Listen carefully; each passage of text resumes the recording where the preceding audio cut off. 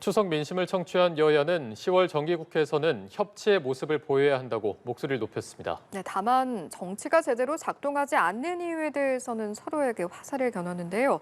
국회 나가 있는 취재 기자 연결합니다. 김수강 기자.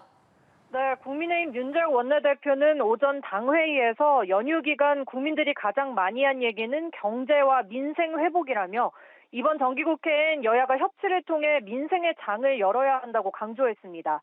그러면서 이재명 대표의 단식과 체포동의안 표결, 구속영장 심사 등으로 국회가 마비 상태에 빠지면서 민생을 제대로 챙길 수 없었다고 꼬집었습니다.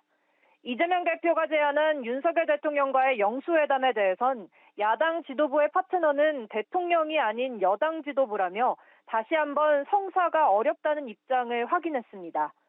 민주당 홍익표 원내대표는 오전 라디오 인터뷰에서 윤 대통령이 한동훈 법무부 장관의 파면을 통해 검찰 정치를 종결하고 대화와 협치 의지를 보여야 한다고 주장했습니다. 오는 6일 국회 본회의에서 예정된 이균용 대법원장 후보자 임명동의안 표결과 관련해선 내일 의원총회에서 논의하겠지만 당내 여론이 부정적이라고 분위기를 전했습니다.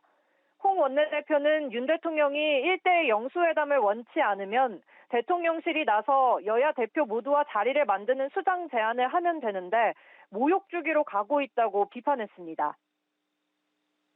네, 내년 총선의 전초전격인 서울 강서구청장 보궐선거 상황도 짚어보겠습니다. 일단 이번 주에 사전투표가 예정돼 있죠? 네, 오는 6일과 7일 이틀간 강서구청장 보궐선거 사전투표가 진행됩니다. 다음 주인 11일엔 본투표가 열립니다.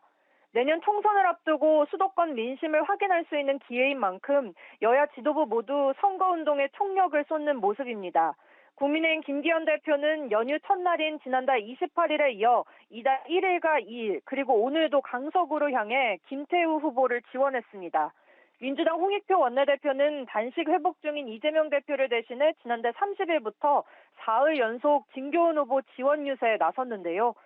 이번 중에도 선거 관련 현황을 보고받은 이재명 대표가 이번 주 중 당무에 복귀해 선거 지원에 나설 것이라는 관측도 나옵니다.